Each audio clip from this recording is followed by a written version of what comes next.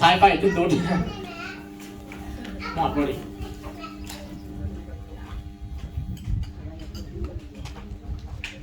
บรรยากาศเย็นๆนี่ไก่ทะเลเนาะมันเกิดร่มแน่นอนทะเลตัวแน่นอนก็ทะเลตัวนี้ทะเลสาบดิเคยว่าทะเลสาบทะเลมันจืดทะเลบานท่าที่ว่าหายากได้ปากซองที่มีทะเลใหญ่ปานนี้เกิดได้พอจ้ะคือจุดประสงค์ก็คือเอามาเนาะจะมาบอกสุภาพเกี่ยวกับสมาคมหลักๆเลยเนาะสมาคมปี125ช่วยเหลือเกิดมีการแต่งงานครอบครัวเขามีการแต่งงานโดยที่ว่าโมเมนต์ผูกเกี่ยวเองก็ตามเนาะคือพอมีลูกสาวลูกชายที่จะสั่งครอบครัวในสมุนครอบครัวเดียวกันเนาะบริษัทเนาะจะมีการช่วยเหลือเลยช่วยเหลือโดยที่เฮาบริเก็บเงินน้ำเฮาไว้ศึกษาเนาะแต่บ่คือประกันภัยนี่ถ้าประกันภัยมันต้องเก็บทุกเดือนเป็นบ่เก็บทุกเดือนวันนี้เขาช่วยเหลือไผช่วยเหลือผู้เกี่ยวเท่านั้นเนาะถ้าว่าในครอบครัวเฮาถ้าผู้ไร้บ่ได้เข้าประกันภัยนี่ผู้เสียชีวิตเนาะเขาก็บ่ได้ช่วยดิแต่ว่าในครอบครัวเฮาก็จะช่วยเบิดเนาะในสมุนครอบครัวเดียวกันเกิดมีการแต่งงานขอดูนี่ก็ช่วยเหลือได้ใดก็ได้ละเอียดกันแม่นฟังจากทางประธานเนาะวันนี้ก็พิเศษก็คือทางประธานบริษัทเป็นมาเองเนาะเพิ่นจะมาให้ข้อมูลถึกๆเลยนะตั้งแต่การท่องเที่ยวเลยเนาะผู้ไร้ซื้อปุ๋ยผ่านมาเคยซื้อปุ๋ยหลายบ่แต่ละปีเขาใส่หลายบ่ปุ๋ยทักเอื่อยก่อนผู้ร้ายเป็นใน3-4ตัวเนาะซื้อปุ๋ยแล้วเฮาบริษัทเฮายังได้ไปเที่ยวดิมื้อนี้ไปเที่ยวไซเน่แล้วประธานบริษัทเพิ่นสิบอกผู้ฟังว่าเฮาผ่านมาเฮาไปเที่ยวไซเน่ล่าสุดเฮากับไปเที่ยวมาจากเชียงใหม่ดิมามันดิของวันที่12นี่กำลังฮอดลาวนี่ไปขี่เครื่องบินขี่ยนต์ต่างๆด้วยเนาะก็คือสมาคมเฮานอกจากมีการได้ราคาสินค้าที่ถูกลงก็คือมีการท่องเที่ยวถ้าเฮาซื้อสินค้าถ้าเฮาเป็นลูกค้าทั่วไปเนาะเอาตรงๆเลยเฮาก็ได้แต่ปุ๋ยมาใส่แต่ว่าถ้าเฮาอยู่ในสมาคมปี125หรือว่าสมาคมของบริษัทเฮาซื้อปุ๋ยเฮาก็ได้ไปเที่ยวดิเนาะถ้าเป็นลูกค้าทั่วไปก็ซื้อปุ๋ยมาใส่ซื่อๆระหว่างซื้อปุ๋ยมาใส่ซื่อๆครับซื้อปุ๋ยแล้วไปเที่ยวเอาตัวไหนเอาตัวไปเที่ยวเลยเนาะเขาก็เอาไปเที่ยวเองนี่น่ะสมมุติเด้อบอกตรงๆเลยสมมุติจะซื้อได้ซื้อปุ๋ย2ต้นจังซี่นี่น้องเป็นพวงมาให้น้องไปเที่ยวดิแต่ว่าคันเขาเป็นสมาคมได้ไปเที่ยวเองนี่ขอดีของมันเด็กถ้ารักกันเป็นสินค้าเขากันได้ราคาถูกๆด้วยเนาะได้แล้วก็อาจารย์ได้แล้วเนาะผู้ได้มาฟังน้ำหลังกับฟังน้ำหลังมันมีพิเศษเลยเนาะเพราะว่าเพิ่นจะมาให้ข้อมูลต่างๆเกี่ยวกับผลหลายๆต่างๆเนาะที่ว่าเขาเจอเขาสมาคมนี่ผลประโยชน์ของทานเองเนาะที่ว่าคนฟังน้องคนเก็บไปเป็นข้อมูลที่มาเป็นการเซมินาร์เนาะเรามาฟังเรื่องราวดีๆจากทางประธานบริษัททางอาจารย์บุญทุ่งกระพดเนาะขอเสียงตบมือให้ทางประธานเนาะเนาะเพื่อเป็นการไว้ว่านิดหน่อยนะสวัสดีทุกท่านเร็วกันเขาพเจ้าซึ่งบุญทุ่งพระพรเป็นเจ้าของบริษัทปีนี้อายุ41ปีเนาะ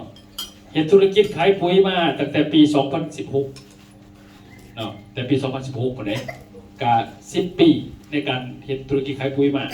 แต่ก่อนก็แต่ว่าไม่เคยมาบ้านเราเถื่อเขาพเจ้าเองนะไปเส้นทางในแถวนี่ไปอยู่เนาะวังมาหลอกก่อนมาแวะนึงมาแวะกับคณะหมอลำผลมาเหมือนกันสีทองพระทึงศิลป์มาบ้านทั้งตัวนั่นแหละพี่น้องบนปุ่งเขาจะเป็นโรงร้านมาลำเลือกเนาะสีทองพระทึงศิลป์มาลงบ้านเฮาเลยบ้านทงกระลงเลยวังพี่ไก่แม่นพี่ไก่มันแต่บริบาลในเวียกที่งานเขาลงแต่ว่าเขาบริมาทำมานำบอลลับแม่นที่ทองพระทึงศิลป์เป็นมาเนาะ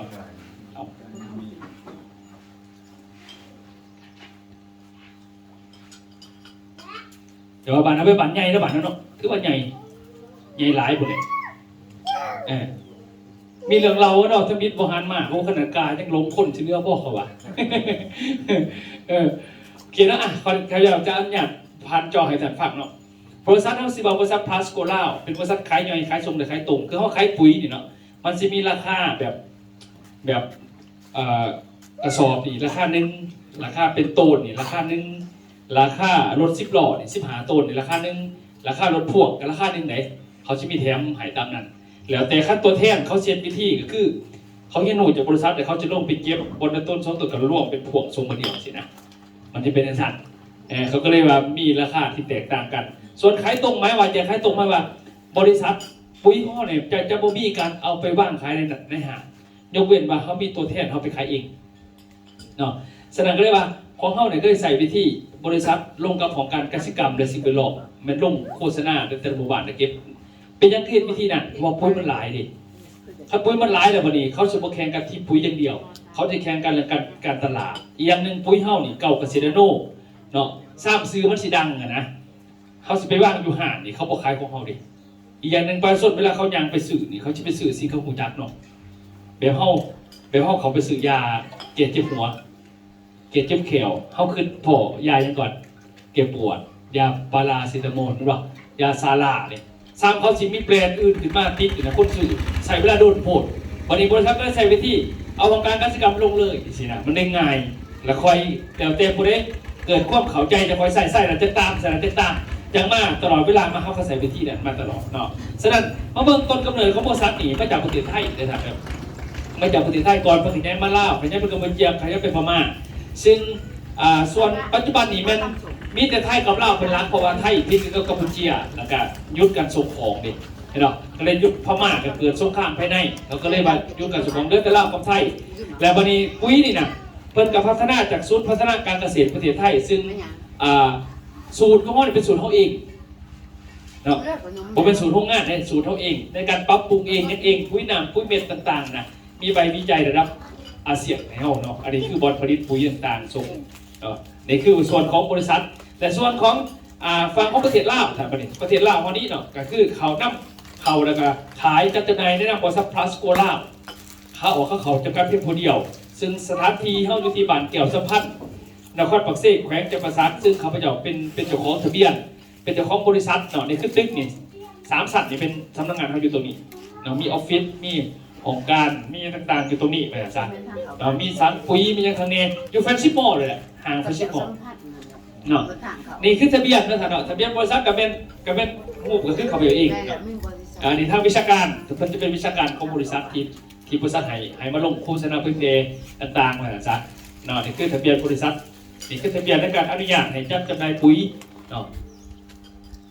ตัวนี้คืออย่างเป็นทางการของปุ๋ยต่างกันได้เลยทะเบียนบริษัทกับทะเบียนขายปุ๋ยคนละทะเบียนกัน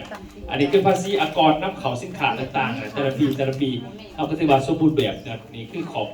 อากรต่างๆเนาะสมบูรณ์แบบเบิดเป็นจังนี่คือเรื่องราวของเขาเนาะอันนี้คือทะเบียนฝุ่นถามว่ามีมันลงโฆษณาสิบ่ได้กสิกรรมบ่อนุญาตอีไหนเกิดมาสินค้าตัวนี้ทะเบียนเอาสิเห็นหลายๆปุ๋ยมาขายเขาบ่จักผู้นี่เนาะแต่เขาขายเขาก็ซื้อบ่บางทีเขากำลังมาขายกับมีบางคนมาขายแก่บ้านเขาก็มีเพราะว่าตัวแทนเท่านี้มันมีตัวแทนเท่าที่ออกไปเห็นบนอื่นก็มีดิแล้วยังเอาทะเบียนเขาขายอยู่ก็มีอยู่ตอนนี้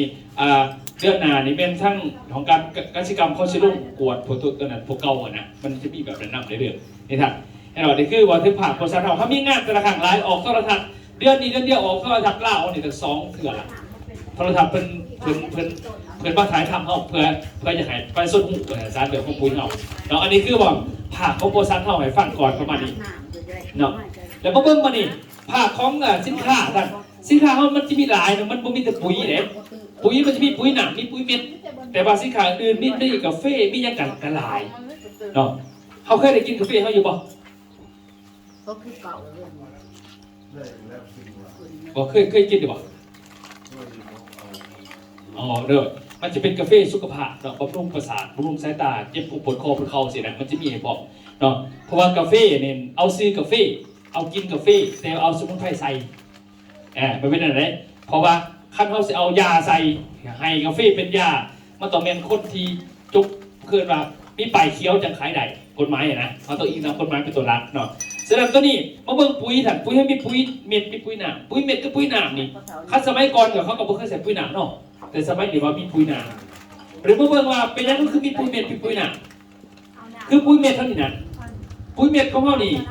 เนาะปุ๋ยเม็ดเนี่ยท่านเป็นคนกินเข่าก็เป็นมันก็มีเข่าน้ำของกินเนาะเข่าน้ำของกินนี่นะที่จริงเนี่ยปุ๋ยเม็ดนี่มันจะหายข้างหักฝอยเพราะว่าปากพืชมันมี3 ปากแล้วมันจะมีปากอยู่ใบปากอยู่ลำปากอยู่หักฝอย ก็คือคนได้ปากเดียวกินหลายหน กินมือหนึ่ง2-3 เทื่อแต่พืชนี่ทั้งหากฝอยนี่มันจะกินอาหารอยู่ที่14 มื้อกินเท่านึงคัดทั้งใบนี่7 มื้อกินเท่านึงสินะมันจะหิวคือคนนี่นะฉะนั้นปุ๋ยน้ำพันฉบับฉีดได้7 มื้อเท่านึงซาสุดเดือนหนึ่ง2 เทื่อก็ได้กินได้ทั้งแหล่งทั้งฝนถ้าทั้งใบแต่ถ้าทั้งหากนี่ต้องต้นฝนกลางฝนปลายฝนถ้าเขาใส่กาแฟเนาะประมาณนั้นเพราะว่าถ้าฝนลงมันจังใส่ได้ดิวันนี้เมื่อเบิ่งมาเด็ดปุ๋ยเฮาเนี่ยปุ๋ยเม็ดนี่แต่ต่างกับผู้อื่นจะได้มันว่าตั้งแต่ปุ๋ยนี่เขาเอายังเห็ดก่อนเนาะปุ๋ยนี่ให้เขาใจว่าพืชมันไม่ได้กินปุ๋ยเด็พืชมันกินอาหารอยู่ในปุ๋ยว่าฉะนั้นปุ๋ยเคมีมันจะมีทั้งหมดเพียง3 ถาดเท่านั้นคือว่าถาดไนโตรเจนไข่เขียวดิไนโตรเจนฟอสฟอรัสโพแทสเซียม3 ถาดดิเขาใส่ว่าใครมี3 ถาดดีหลายว่าปุ๋ยเคมีต่างกันได้เลยทะเบียนมันจะแยกกันเป็นปุ๋ยเคมีถามว่า3 ถาดดีหน่อยต้องให้อาหารห้องน้ำเสริมลงไปว่าอีกแบบนึงอีกใช่ไหมฉะนั้นปุ๋ยของเรานี่มันมีแต่3 ถาดมันมี17 ถาดสารเมื่อมันมี17 ถาดดังกล่าวแหละปั๊บนี่เวลามันลงดินไปปุ๊บ4 เดือนมันกินเท่านึงได้มันกินหลายแต่เขาซื้อตู้เย็นนี่นะตู้เย็นมันมี3 หน่วยราคาเท่ากันใช่ป่ะตู้เย็นสีส้มตู้เย็นสีขาวตู้เย็นสีฟ้าคือว่าเขาตู้เย็นสีฟ้าสินะใช่ป่ะตู้เย็นราคาเดียวกันแต่ตู้ตัวนี้ซื้อแล้วก็แถมอาหารหนึ่งอันตู้ที่ 2แถมอาหาร3 อันตู้ตัวที่ 3แถมอาหาร17 อันเขาอยากซื้อตัวไหนแถมตัว17เนาะคือการเป็นสาขาก็จะว่าเรื่องปุ๋ยมันคือการขายกันแต่ว่าขายเขาจะมาเป็นเม็ดขายกันแต่ต้องเข้าใจว่าเขาเอายังเห็ดก่อนสินะเนาะสลัดเวลามันลงดินตัวนี้มันจะอิ่มทนอิ่มหน้าเพราะมี17 อาหารหรือถ้าปุ๋ยน้ำนี่ถ้าเป็นคนเดี๋ยวแม่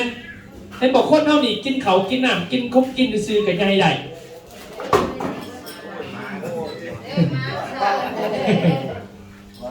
ไม่ละวันนี้ดึงเลยเอาผู้เก๋ผู้บอกบอกเนาะให้บอกให้ท่านเข้าใจแบบนี้เด้อเข้าใจแบบว่าพืชนี่เนี่ยมันไม่ได้กินปุ๋ยพืชไม่กินอาหารอยู่ในปุ๋ยแต่มันจะซึมจากไหนแต่ถามว่ามันจะกินตั้งหากฝอยได้ดีปุ๋ยนั่นต้องเปื่อยไว้เนาะแสดงว่าเขานี่มันจะเปื่อยไว้เขาเน้นขึ้นมาเน้นโดยความเข้าใจของผลิตสินค้าหรือว่าผลิตปุ๋ยมาให้ตรงกับพฤติกรรมของพืชสินะความหมายตัวอย่างคือ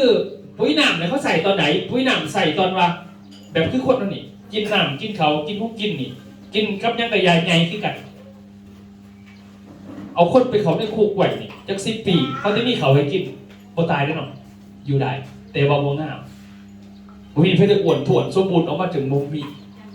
คันสิงามมันต้องมีอาหารเสริมกินที่ไหนคนเอาสิงามกินเขากินน้ำกินทั้งพ่อเขายังมาสื่อเปะเนาะสื่อเปะได้สื่อสบู่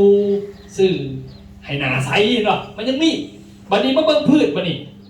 การใส่ปุ๋ยน้ำคือแบบเป็นการตกแต่งให้มันงามไว้ชัดไปให้มีอาหารเสริมครับเป็นคนก็เป็นมีเบียร์มีนมเด็กตาซอยมีM150ไปสินะคนเขายังกินพวกนี้เป็นบอกซื้อเขากับซื้อเบียร์เนี่ยปีหนึ่งซื้อตัวอะไรพวกกันเบียร์เป็นบอกแต่เขาบริณาเป็นบอกซื้อเบียร์นี่ร้ายกว่าซื้อเขาได้ใครเขาใจสั่นแต่เป็นยังไงก็คือเขาบริซื้อเอาเบียร์ในความมือซื้อค่ะเขาซื้อเอาบูซื้อเอาสังคมมันบอกคันมีเบียร์มากแต่มวนบอกมาเนี่ยมวนสังคมพาไปแบบเดียวกันฉะนั้นปุ๋ยนี่เขาออกแบบมาให้เขาใจเรื่องว่าปุ๋ยเม็ดนี่เฮ็ดให้ต้นพืชนี่ใหญ่แข็งแรงสมบูรณ์ถ้าอยากให้กินไว้ใหญ่ไว้ให้ใส่ปุ๋ยหนักไปน้ำมันเป็นเหมือนเบียร์ขึ้นเล็กตาซอยคือขีมท่าหนาขึ้นอย่างสิแหละคันเป็นคนนะมันต้องเป็นประมาณนั้นแต่ฉะนั้นหลักการใส่ของมันปุ๋ยหนักนี่มันจีเขาสามารถใส่ได้ยัดมือมันอยากตัวนึงนะแต่เขาบ่ให้ไปยังไงกับ2 ทิศก็ได้ถ้าเขาสีเนี่ยบางคนจะถามว่าใส่ตอนไหนใส่ตอนเขาพอตัวอย่างคือถามว่าอันนี้เขาสีจะมือเสาสีจะมือเสา7 มือ14 มือเขาจะสีอีกก็ได้มันก็คือปุ๋ยเม็ดขั้นปุ๋ยเม็ดเนี่ยมันฝนลงเขาก็ใส่แต่ว่ากาแฟกับต้นฝนกลางฝนไปฝนจะก็ใส่ได้เอาอาหารให้มันมาซะในฟิววิธีการใส่เพราะมันที่มีกาแฟนั่นเนาะกาแฟตัวนี้มันจะเป็นกาแฟพวกดูแลหรือว่าแก้ปัญหาพวกนี้แสบตาเครื่องตาสารลูทีนในตาเฮาเนี่ยมันจะถอยพออายุเขาเกิน40เด็กหน่อยตอนนี้หน่อยเกินมากไหมมันคือไห้ดูเห็นมันไม่ได้เสียใจไม่ได้เสียมันไห้น้องพี่บอกมันโอคักไปแต่หน่อยเสียใจเพื่อนหรอกมันก็ว่ามันไห้เด็กหน่อยน้ำตาไหลบอกมันต้องไห้ออกเพราะรูทีนมันไหล เด็กมันยิงรูทีนไลฟ์มันยังรันออกสนั่นไอ้เดี๋ยวมันต้องเอาออกจากดันตาทำมันชิ้นใหญ่มันใหญ่มากรูทีนหน่อยตาแห้งลมผัดกับเครื่องลมผัดกับเครื่องเพราะถ้าเราเป็นอื่นได้อันนี้ก็แบบมันเสื่อมสนั่นต้องเอารูทีนเข้าไปสนั่นคือกาแฟเขานี่มีรูทีนจากเกาหลีของจีนสมุนไพรน่ะเห็นไหตามันซื้อตามันใสตามันเสียตามันบวขั้นเนาะการแก่แต่มันจะกินโฮซึเห็นพุ้นตัวนี้ได้มันมีหลายเรื่องมีสบู่พอผู้ได้สมัครสมาคมเราขอสู้สมาคมมันจะมีสบู่ให้มันจะมีสบู่ตัวนี้ผมเป็นสบู่หนาขาวเด้อสบู่หนาใสสบู่หนาเนี่ยสบู่หนาตึงเขาไม่จำเป็นเจ้าของสินค้าเองผลิตเองได้เลยสบู่โบเมนผู้อื่นเนี่ยเจ้าของเองได้เป็นเจ้าของเองมากโอ้ตั้งแต่ปี2003สบู่เนี่ยเมื่อก่อนปัจจุบัน6 ปีนี่มันจะมีสบู่หนาใสหนาเนี่ยสบู่มียิ่งก็มีก็คือทำความสะอาดจุดสันเล็บของผู้หญิงเพื่อนว่าเพื่อผมเจ็บท้องประจำเดือนผมตกเขามีกินสีน้ำมันจะซอยตัวนี้เขาพอใส่สบู่นี่เขาไม่ต้องซื้ออย่างอื่นเนาะอย่างเฮืองบอยองเขาต้องใส่ไม่ยิ่งผู้ชายเขาก็ใส่บางคนเนาะเข้าใจว่านั่นมันจะมีหลายแบบได้ใส่เบิ้งตัวอย่างมันมีหลายอันสินค้าเขาเป็นหลายๆรายการเนาะแต่ว่ามาเบิ้งว่าคือเขาพเจ้านี่ยุ่งมากแต่ก่อนเขาพเจ้านี่ขายสมุนไพรขายยาสมุนไพรแต่ก่อนจะเป็นแพงขวดเป็น2-3 พันบาทนี่ไปส่วนเขากินป่วยจึงมาถามกินที่จริงสมุนไพรก็ให้กินตอนประทับป่วยแล้วให้ไปโรงหมอละกันนะแต่ก่อนนี่เขาบอกเข้าใจเขาจะไปฝึกอบรมที่จีนนี่ซีเถื่อเนาะจะมาเข้าใจเรื่องราวของสมุนไพรแต่ก่อนไปเถียงเขาว่าเอาขั้นสมุนไพรดีเขาคือมีหัวหมอวันนี้แล้วหัวหมอสิปินวุ้นเขาไปยังบอกอย่างว่าสมุนไพรมันดีที่จริงนั่นเขาบริบอกเสนเด้อประเทศจีนก็ถามเขาขึ้นหมอถามว่าหัวหมอกับยาสมุนไพรอันไหนเกิดก่อนหมู่เขาถามเขาจุดสี่เอาพอว่าอันไหนเกิดขึ้นก่อนสมุนไพรเนาะเขาถามนี้เขาว่าจะพูดว่าประเทศจีนเขาบอกว่าเฮ็ดลิ้นจือ10,000 ปีมันมาแต่ใส่2,000 ปีมาแต่ใส่เขาถามเขาน่ะเฮ้คัน2,000 ปีจังสิริกินเพิ่งได้สิริกินเนาะปู่1,000 ปีผู้ที่ตายจัง10 เทื่อจังถึงโมเมนเด้อความหมายของเขาคือ 2,000 ปีหมายความว่า 1,000 ปีก่อนเขาจดทะเบียนเป็นยาราชสำนักของจีนเนาะเฮ็ดลิ้นจือ10,000 ปีเขาเอาจดเป็นยาหลานสำหรับ10,000 ปีก่อนเขาเชื่อมันก็มันนั่นนะพอที่จริงปลูก3 เดือนมันก็เป็นยาแล้ว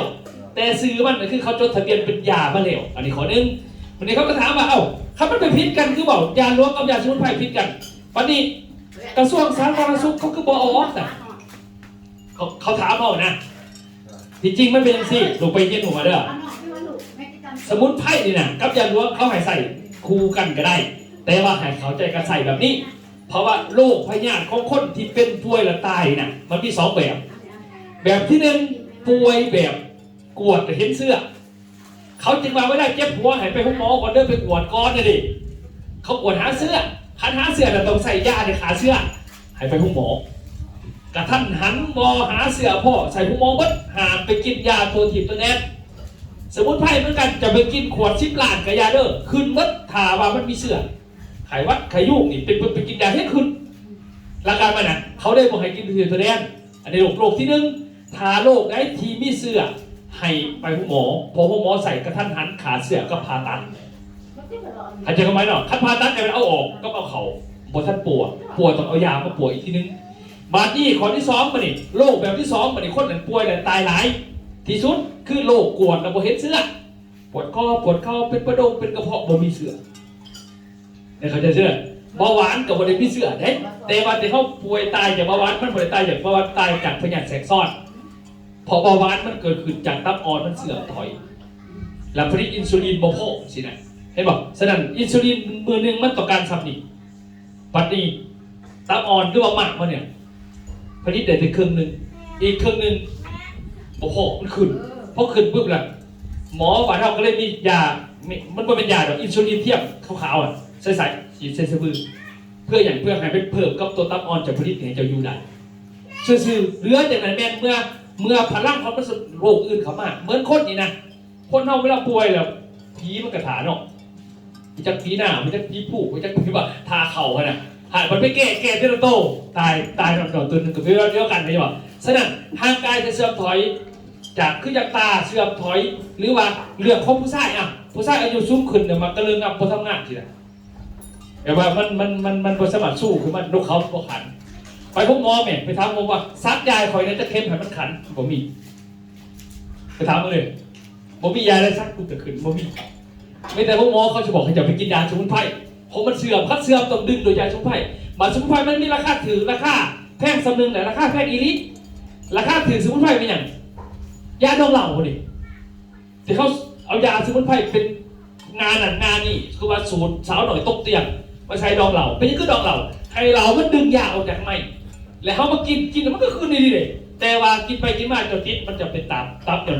นอนเหล่าพอดีเป็นน้ำยาเห็นหรอเขาเรียกว่าหนึ่งแบบราคาถึง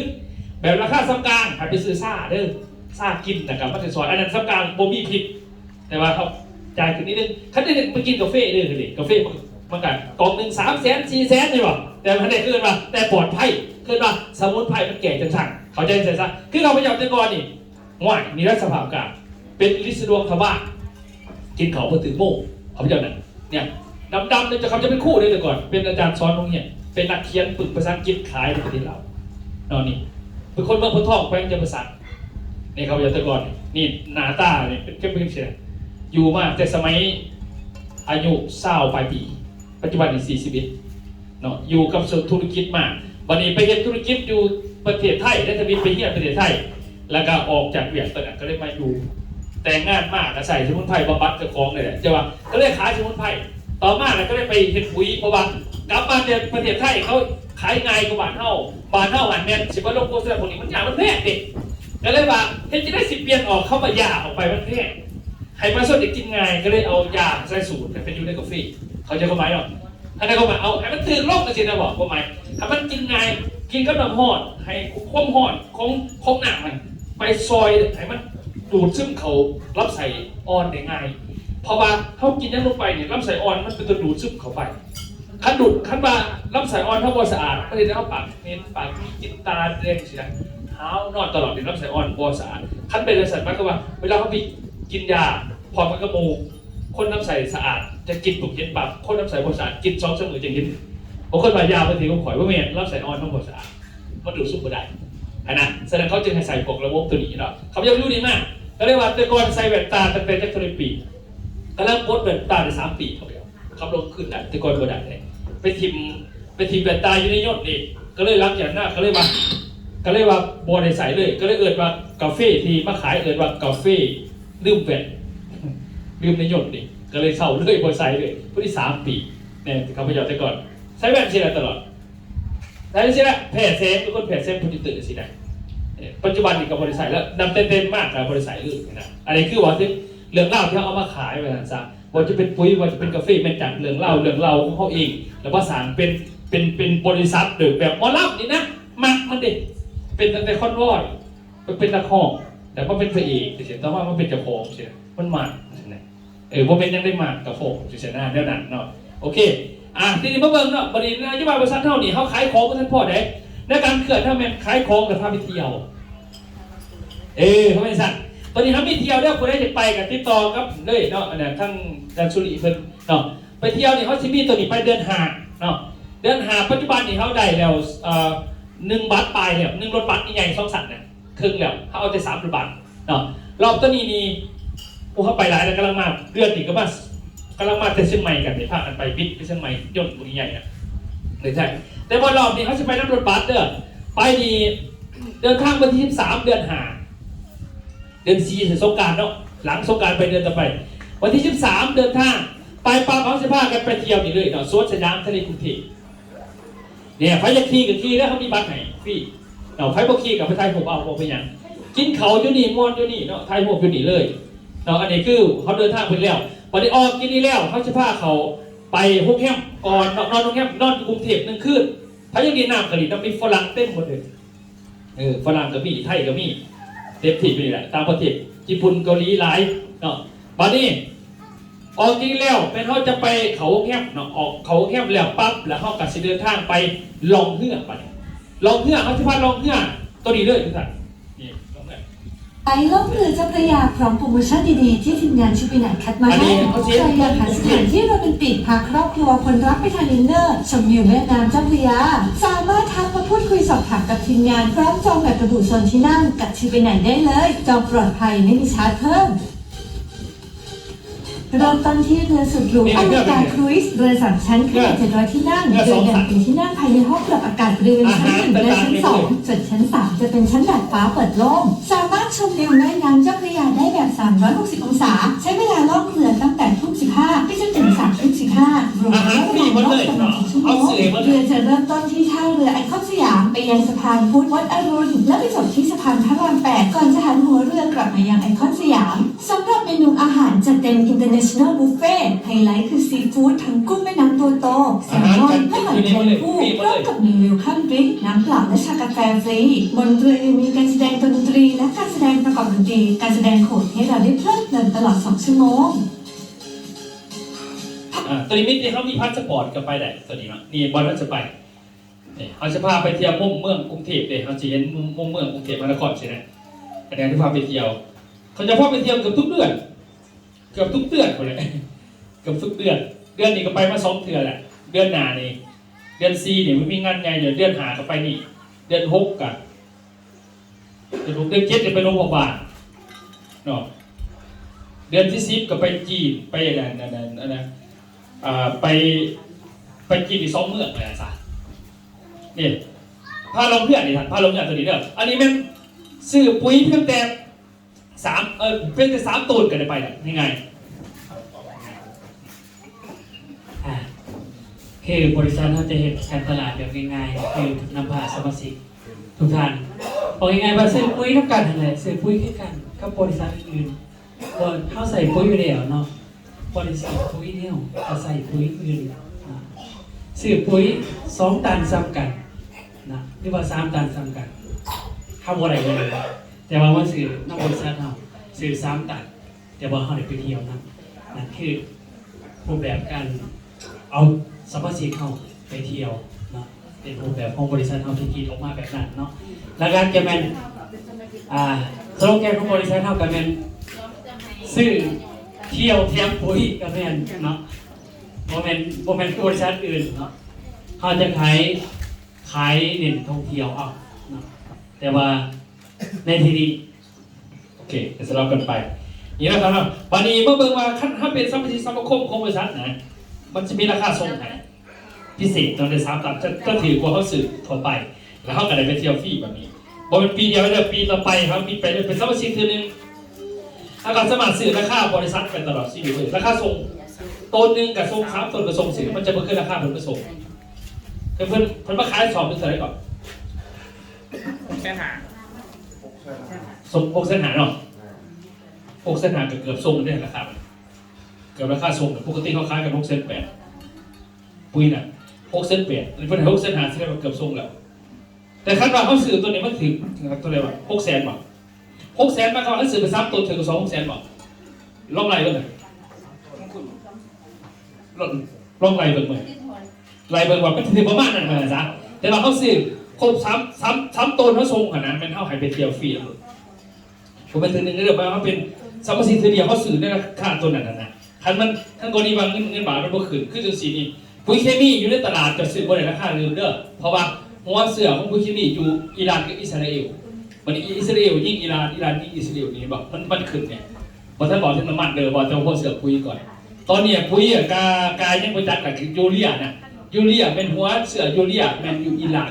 กับอิสราเอลแสดงเมื่อมันเกิดสงครามกันมันจะแพงกว่าบาทเฮาแบบน้ำมันเนี่ย100,000เนี่ยเท่าไหร่เด้อทำนี่บ่แล้วทำนี่บ่อันนี้น้ำมันนั่นน่ะปุ๋ยคือกันนี่มันจะแพงขึ้นปีตัวนี้ฉะนั้นเห็นบอกเขาเฝ้าแก้ต้นปัญหานี่ให้ได้ประมาณนี้เนาะแต่ถ้าพวกนี้สภาพไปนี่เนาะแต่การสภาพไปทะเลน้ำเดือดไพ่เพิ่งเคยไปทะเลรอบนึงเนี่ยเขาพาไปทะเลน้ำทะเลหาดเจ้าหลาวตัวนี้เป็นทะเลงามเราจะขี่บานานาโบ๊ทยังไงได้มาเลยตัวนี้เป็นบริษัทพาไปได้งบแถวซื้อปุ๋ย3 ตูนนะประมาณนี้ซื้อมาแล้วเขาจะขายพื้นหาสอบสมมติเขาดอกวันสักวันนะเขาก็มีเรื่องจะเข้าตาของเขาเป็นตัวซัมมาซีบริษัทนี้แต่บริษัทที่มีเขาแบบนี้หายตลอดเดี๋ยวโปรนี่ก็มีโปรอื่นเขาก็ลงไปเรื่อยก็มีแผนของหน่วยงานน้ำพายเห็ดเนาะดิฉันพาไปแบบนี้ก่อนโอเคอันนี้บอกถึงเขาจะไปเดินทางนี่เป็นบัส3-4 วันม้วนคาดเนาะนี่ตอนกลับมากเขาไปเห็นบุญแต่ละวั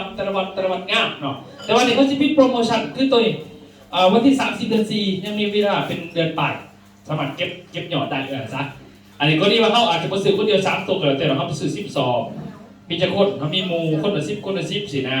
3ตัวเป็นจักสอบ60บ่60กระสอบภายใต้เฮ้าอะนะความหมายน่ะเขาให้เฮ้าอาจารย์นะผมเป็นเขาซื้อเองได้เลยใส่วิธีเอาความหมายน่ะเขามีวิธีของเขาเองหรือว่าซื้อคนละ5สอบใส่คนจะคนก็แล้วแต่สินะขอแต่ยืน60ไปสินะก็วางแผนเอาทางนี้เพิ่นสิลงโฆษณาให้เฮาก็พอได้ไปนํกันสินะเพราะเขาพยายามมาบอกถึงผลประโยชน์นี่ถ้าเพิ่นมาเพิ่นบอกถึงปุ๋ยต่างกันเขาจะบอกถึงว่าจะให้เขาได้อีหยังจากบริษัทนอกจากเขาบอกปุ๋ยสินะโอเคป่ะอันนี้เขาจะเดินทางไปบัดนี้คือว่าพระอยากไปหลวงพระบางนั่นก็ได้ถามว่าอยากเห็นพาสปอร์ตหลวงพระบางเขาเดินทางเดือน7เนาะเขาเก็บโปรไปเลยเดือน7นี่ก็คือตอนนี้เขาเริ่มโปรวันที่10เดือน5มื้อนี้ก็วันที่10เท่าไหร่น่ะ18อ่ะแต่เขาเริ่มมาเลยอาทิตย์นึงแหละตอนนี้แม่นเดือน7เขาเดินทางเนาะเขาปิดโปรวันที่10เดือน5เนาะตอนนี้คือซื้อปุ๋ยเม็ด3 ต้นด้วยกันกับปุ๋ยหนำ2 สูตรตอนนี้ถ้าเอาปุ๋ยเม็ดเดียว4 ต้นเพราะว่าค่าใช้จ่ายเป็นโรงพยาบาลเท่าไปเวียดนามมันแพงคนหนึ่งหลัก10,000 บาทพอดีบริษัทตกใจเฮานะในการไปบัดนี้ไปโรงพยาบาลนี่เฮาขี่รถไฟบ่ต้องใส่พาสปอร์ตตัวนี้ง่ายๆเคยขี่รถไฟลาวเฮายังเนาะเอาสักบาทนึงเด้อเก็บปุ๋ยแหละว่าอย่างนี่บ่ถ้าจะไปขี่เฮาขึ้นอยู่ที่สถานีนครหลวงเนาะแต่ว่าไปจากปักเซ่ไปต่างๆเขามีรถบริษัทพาไปนี่คนอีกเป็น1,000-2,000บ่ได้แต่รถไฟไม่มีทั้งหมด17 ตู้ต่อมาอยู่เนาะนะรถไฟลาวเฮาไปเฮาก็สิพาไปโรงพยาบาลเนาะไปแต่ละจุดไปน้ำตกตัดกงซี่ไปกินรู้อยู่ดีไปขี่ซากมันมีแคมป์ซากเลยไอ้เข็มซากเป็นฟุ้งสิแหละเป็นเท่าไหร่บ่ได้100เขายังมีอยู่เลยโรงพยาบาลเนาะเนี่ยแคมป์ซากแล้วก็ไปเดินตลาดมืดตอนกลางคืนแล้วก็มาเขาพระราชวังเก่าเนาะเป็นหอพิพิธภัณฑ์หลายบอลเขาจะพาไปแหละแล้วมาสมวัดเชียงทองวัดต่างๆที่โด่งดังเนาะแล้วมือสุดท้ายจะพาขี่รถอีไบค์นี่เที่ยวโรงพยาบาลรถอีกคันไหนเป็นรถแบบไฟฟ้าขึ้นด้วยใช่อยากทิมด้วยใช่กระไรรถกันสบายอยากทิมใช่กระยาไปว่าเขายังจอดจะทีมวันนี้โหลดเท่ากับเมื่อดูสิเนี่ยเขามาเก็บเองรถนะถ้าขนาดเมื่อเนี่ยพี่เสร็จถ้ากันไปขี่เนี่ยเขาจะไปเดือนก่อนเอาไปสำรวจใครจ่ายดิเดือนก่อนนี่ไปเบิ่งโอ้โหแคมต่างๆราคาเท่าไรไปกำลังมาบางเดือนก่อนเนี่ยแต่วันนี้กลับมาที่โรงพยาบาลสภาพเที่ยวนครหลวงจันทร์สภาพไปเที่ยวสวนผักอันนั้น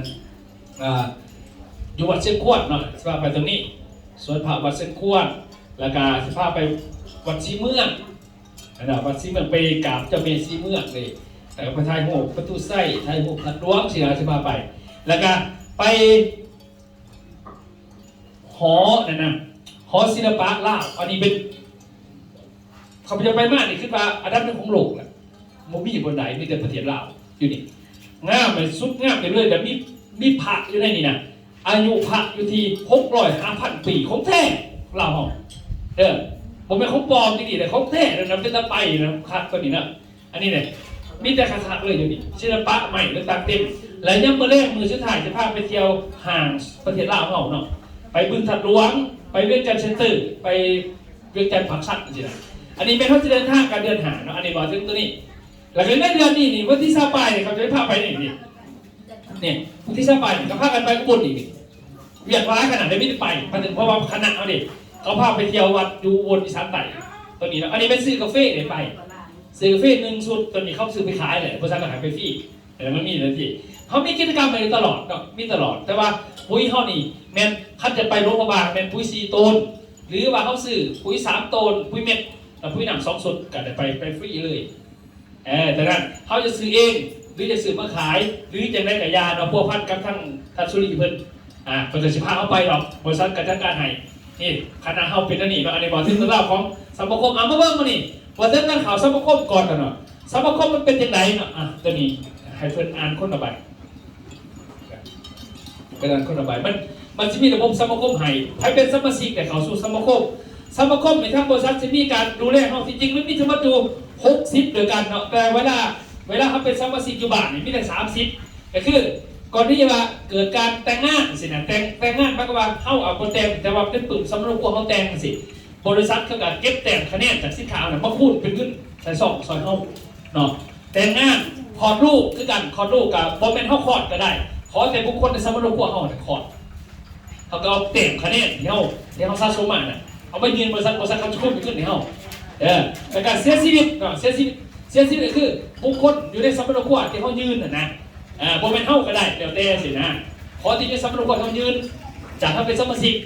แล้ววันนี้เวลาเขาสื่อสินค้าธนาคารเขาจะไม่แต้มคะแนนเขาถือไว้เนาะบริษัทจะไม่แต้มคะแนนไหนถือไว้เดี๋ยวมันจะมีให้แบบนี้แบบหนึ่งเพื่อควบเข้าใจ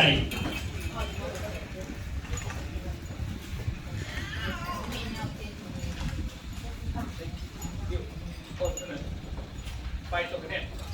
ชีวิตเนาะไม่ว่าเขาสื่อของสื่อยักษ์ตามเขาเสไลให้เขาเป็นแต้มเป็นไปเลยหลังจากเป็นสมาชิกแล้วเนี่ยขั้นก่อนหน้านั้นโบมี่ให้ได้เขาบอกเลยเป็นมีสื่อเป็นสมาชิกสมาคมหลังจากนั้นเป็นเขาเป็นสมาชิกเดียวเก็บเหล่านั้นมันมีให้มันเลยเก็บไปนี่เขาจะมีให้เขาเก็บไว้เนาะในแสดงเพิ่มเติมวันนี้ตัวอย่างคือกรณีเนาะเขาจะตรวจสอบอยู่2แบบเวลาเขาเกิดขึ้นแต่งงานคนลูกเสียชีวิตยังเหลือเต็มเนาะในมันที่มีเต็มในเฮามันที่มีเต็มเขาจะจับการบริษัทไหนคือมื้อนี้เขาสมัครสมาคมเขามีเฮาเลยเขาจะเริ่มเก็บไปเลยเขาจะเก็บไปในกระเป๋าให้มาเลยใจเนื้อเฮาแหละเก็บไปเรื่อยซื้อของรอบหน้ากันถามเอาเรื่อยสินะเขาจะมีเฮาเก็บไปหลายร้อยหลายพันหลายหมื่นก็เหลือเต็ม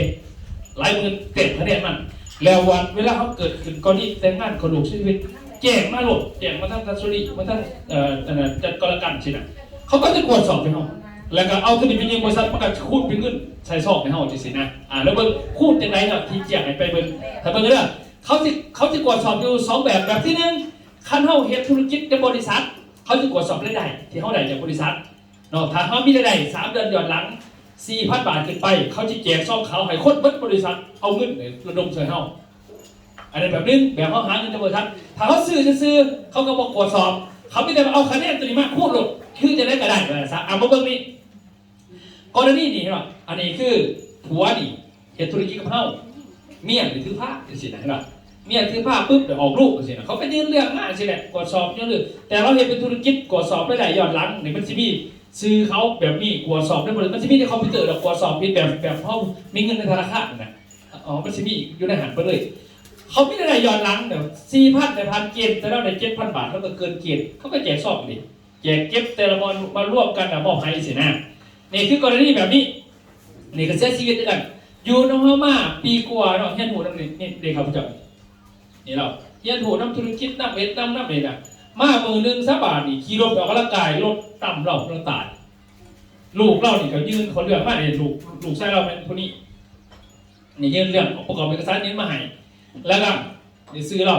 ตรวจสอบย้อนหลังผู้ที่ 4,000ผู้ที่แล้วก็พันเกียรติเขาไปแจกซองเลยแจกซองแต่ละจุดแต่ละบอลเนี่ยเดี๋ยวก็แจกมองนี่แจกมองนี่แจกมองนี่แต่ละบอลเอามาร่วมกันเลยล่ะนี่แจกมาหลายบอลเลยเขามาบอกไอ้ลูกชายเรานี่สินะได้เป็น50,000 กว่าบาทคนเดียวเพิ่งเป็นหนอดเลยบอกซึ่งบางคนนี่บางคนธุรกิจน่ะอันนี้คนเมืองโคกซิโดนแขวงจำปาสักแขวงสารพัดผู้นี้เป็นเจ้าของปั๊มน้ำมันลูกเราเห็นธุรกิจปั๊มน้ำมันเราเอาปุ๋ยแผ่นเขาดาวเลยว่าทั้งบาสนะเราไปเทียร์เรากันหลายครั้งหลายที่ในมือไปลบสมิธเนี่ยเขาจะมาลบเนี่ยแต่พอเข้าได้หลายกว่าเราไปแต่ลูกแล้วก็ร้านเสร็จแล้วมันหนังฟังเราก็ไปนับเอาปุ๋ยไปขายเนี่ยเราก็ไปเนี่ยโหนับไปเทียร์นับแต่ละบอลแต่ละที่กันนี่แหละบัดนี้มือนึงบัดนี้2 ปีกว่าเราอยู่น้ำเผาเรานอนก็ขึ้นไหลไปเลยนี่ไหลไปเลยผมมาเลยแต่ลูกเราเป็นยืนของมูลมากเลยฮะบริษัทนี่เดี๋ยวดูเรากับยืนมาให้ไปเราเห็นธุรกิจนั่งเขาตรวจสอบรายได้ที่วันนี้เรามีรายได้ทั้งหมดอยู่ 8,000 กว่าบาท3 เดือนหลังเนาะแต่ละนะครับเราได้ตรวจสอบผู้ผ่านเขาก็แจกซ่อมให้ร้านเขาเราไปเอาดิเขาก็ไปตรวจสอบไม่ได้ไปงานศพนั่งดิงานศพหรอกซีเซนะนี่ดิปันนี้ลูกร้านเล่ากันนี่ไปทำแท้ในร้านหรอกนี่เขาจับนะบอกใหญ่ยี่ถึงว่ามันเรื่องไม่หน่อยนี่เป็นเรื่องบอกใหญ่เลยเรื่องบอกใหญ่เนี่ยนี่ผมบอกว่าโอ้ปันนี้มากสิประธานขึ้นมาเองอยากจัดสาเหตุเหล็กเนาะให้เขามาเพื่อใดบ่มีน้ำมันเขาว่าจะใช้รถไฟฟ้ามาก็เลยมาอีกเท่านั้นเลยเห็นพ้นท้องลูกนะเขาปกติเขาลงเองครับบอกมันเขามาเพื่อใดชื่อน้ำมันบ่มีพอตอนนี้เขาว่าจะใช้รถไฟฟ้ามีรถไฟฟ้า2 คันดิเอารถไฟฟ้าแลน1 เดียวก็เลยว่าใดเวลาประธานไปเองจริงๆนะมันเลยง่ายพอเขาเติมไฟเท่านึง50,000 กี่เติมมันก็แลนเป็น10,000นั่นดิ มันเล่นเติมไปเสียบเพื่อนนี่นะคนได้เสียบอยู่มันก็ได้ง่าย50,000ต่อมือสบายกว่านะก็เลยว่าลงเองปืนก็ไปอีกปืนกระทันแตงไปคู่มือจนพอจน6 คนดิบริพัตรก็ไม่ได้เอาซับซิกสิแหละแต่ถ้ามีน้ำมันจะเป็นให้เพิ่นลงเองสินะอันนี้เพราะฉันมีน้ำมันในตอนนี้นะปกติยกเลิกบ่ปกติเนาะปกติยกเลิกก็คือเดี๋ยวว่าก่อนนี่บ่ได้มาเด้อเพิ่นว่ายกเลิกเพราะว่าน้ำมันหาบ่มีเพิ่นมาบ่ได้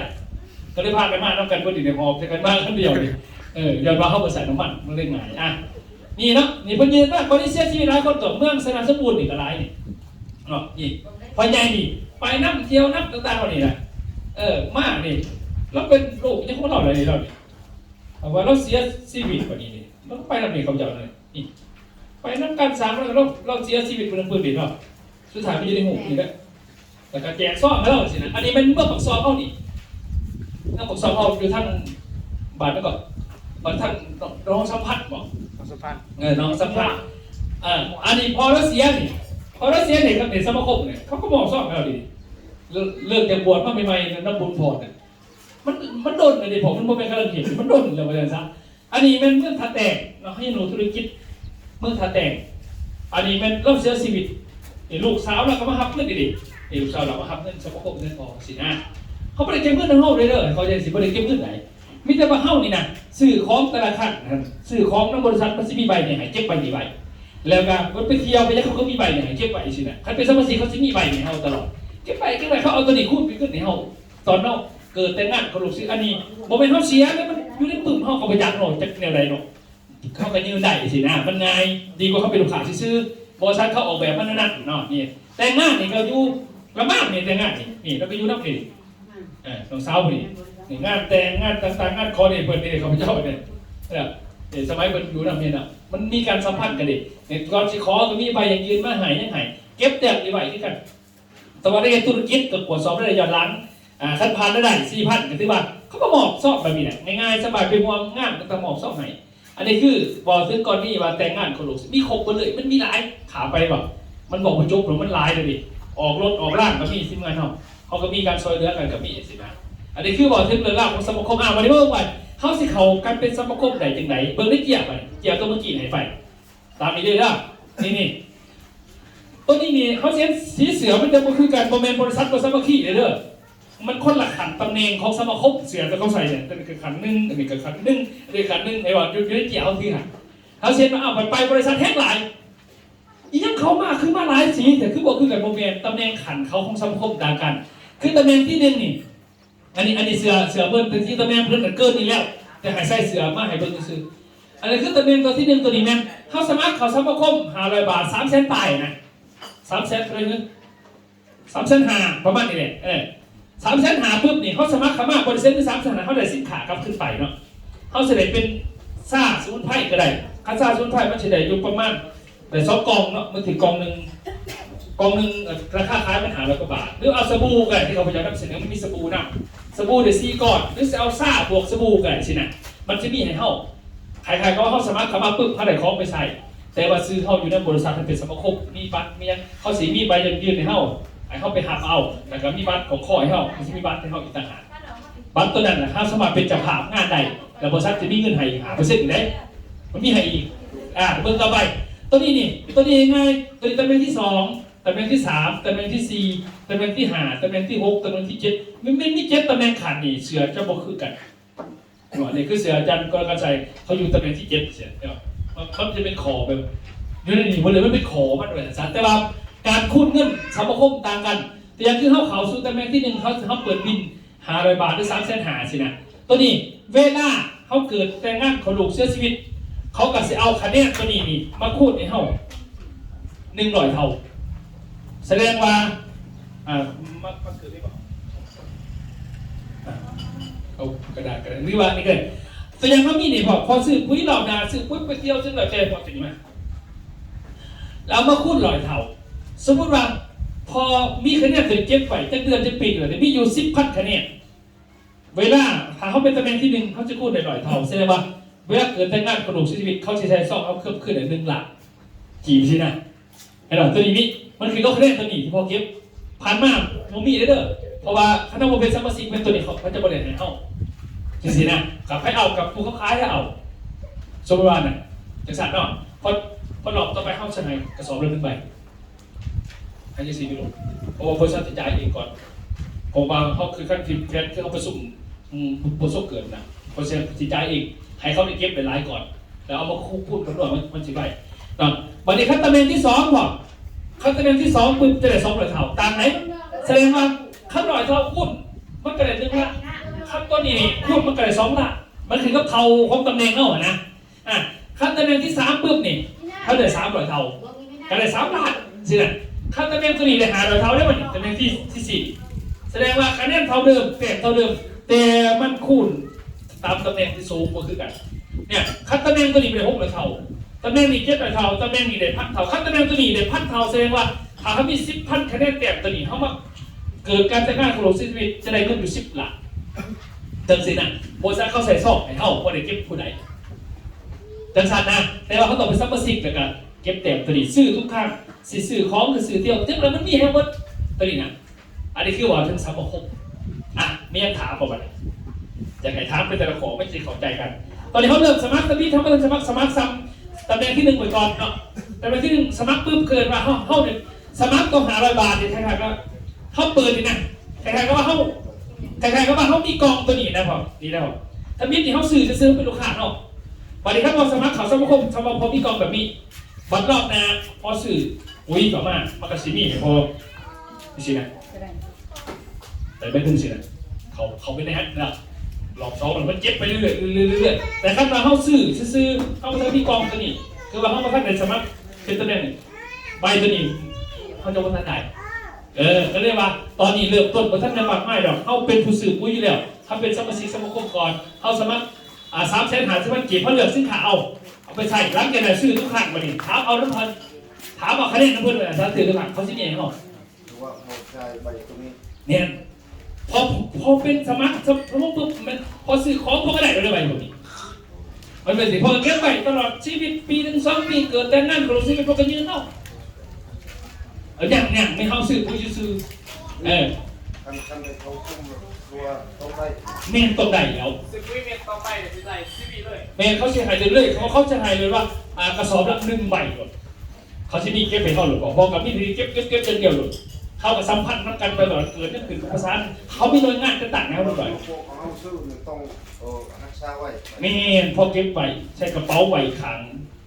ในตู้พอแต่พอเก็บตู้สมุนขวดเนี่ยเก็บไว้เท่านั้นแหละเก็บไปเรื่อยๆพอจะซื้อได้ก็ซื้อพันหัวหน้าเนื้องานเขาจะเดียวพอเขาชี้เขาถ้าเราไปซื้อคนอื่นที่เขามาขายที่พวกนั้นหัวหน้าเนื้องานเขาจะหวยเขาเลยพอเขาเอาเองแต่เขามาขายของออกให้เขาน่ะเขาจะสีสันฉันบอกตอนนี้คือลูกเป็นเจ้าของบริษัทลูกมาลงให้เขาเป็นของพวกลูกเองปกติลูกกับโบมาเพราะว่าเขาขายเขาเอาเรียบระบายนั่นเองเขาก็ขายปุ๋ยออกไปซื้อเขาก็บอกเขาขายเด่นเหมือนบริษัทเขามีให้ทั้งเดียวทั้งตรงนี้แต่ว่าเขาเอาเองนี่เขาบอกให้เขาเลยอันนี้แล้วเขาตั้งใจจะสารกับเขาเลยว่าให้เขาเอานะบอกในลูกก็เลยมาลงแบบใหญ่ฟักมันเป็นประโยชน์เท่าประมาณนั้นโอเคเราแสดงเขาพอเข้าใจเนาะประมาณนั้นพอนั่นแหละวันนี้หลังจากนั้นแล้วก็คือเขาสามารถเห็นเป็นธุรกิจได้ไล่อย่างต่างๆกับขั้นตอนต่อไปมีแต่ขั้นตอนนี้ลูกไม่ใช่ว่าให้เขาเป็นสมาชิกก่อนแต่การซื้อของเก็บใส่เอาดีก่อนหลังจากลุงจะบอกต่อว่าเขามาลงกันพิเศษวันนี้มาลงไลฟ์ก็ได้พอได้เป็นสมาชิกแล้วมีบัตรแล้วให้จะเกิดการมาลงว่ามันจะเป็นธุรกิจจะได้ต่อมันมีอีกขั้นต่อไปนะประมาณนั้นพอโอเคเนาะกับมีคำถามอีกบ่ใครมาทำดูสายตั้งหน่วยงานเพื่ออธิบายเพิ่มเติมแล้วกันจากสมาร์ทเขาไปเขียนเลยเอาของเลยแล้วกันเอาซื้อเขาเลยซื้อของเอานี่ให้เลยเพราะนั่นผมไม่ยังอยาก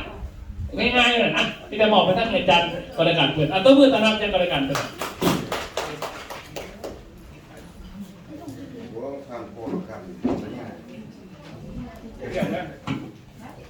ตัวเล็กใจใหญ่เป็นยังไงทุกท่านเลยฟังแล้วพ่อเข้าใจยังบอกเขาต้องเข้าใจถามในเรื่องถามอะไรเต้เข้าใจยังไงเข้าใจยังเนาะเข้าใจมาเนี่ยไหนแม่ต่อไปนี่มันซีวีสแตมคือเราซีวีเนาะแต่เมื่อก่อนเขาไม่ได้ในข่าวเลยนี่พอซีวีต้องตัวหนึ่งเราไม่ท่านได้เพราะว่านั้นยังไม่ท่านในข่าวต่อไปนี่บอกว่าปุ้ยเม็ดปุ้ยหนาได้เบิ้ลคือไอ้สื่อปุ้ยเม็ดนี่สื่อปุ้ยหนาแล้วเนาะต่อไปก็สิได้น้ำเลยนี่ เขานอกเขาเนี่ยคือนับตั้งแต่ปุ้ยเมนหรือว่าสินค้าตัวไปเนี่ยเขาจะมีสแตมป์เก็บไปเนาะหรือว่าซีวีเนี่ยฟังเขาอื่นง่ายๆว่าสแตมป์ขายครับเขาเป็นสมาชิกของเซเว่นเลยสิเขาไปแลกเอาไปแลกไปในหน้ามาเขาเกิดเขาก็มีการเสียชีวิตเกิดแล้วพอรู้มีสินะ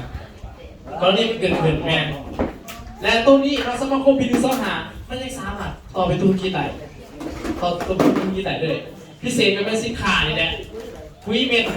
เสียราคาถือลงปุ้ยหน้าที่เคยเอาไปในมือหนังเนาะได้ค่ามันถึงขนาดอีกในหนังที่ของสมาคมแหมแต่ราคาจะมาราคาบริษัทราคาสมาชิกด้วยเนาะสำหรับสมาร์ทกันได้มาเนี่ยอย่างเขาสมาคมง่ายๆเนาะเริ่มต้นอาจจะเอาเป็นแบบซื้อปุ้ยบอลหรือว่าจะเอาแบบตามซื้อเนาะก็คือเขาซื้อสินค้าเอาสินค้าไปใส่มาถึงร้านบริจาคให้ซื้อนี่มันจะมีแบบซอฟต์แวร์เกตหน่อยๆเนาะในราคาที่เป็น500 บาทถ้าเป็นเงินเก็บกันมาทับใส่ไปเนาะมันตัวนี้มันจะมีสบู่เนาะเป็นสบู่ซูหนาเลยครับ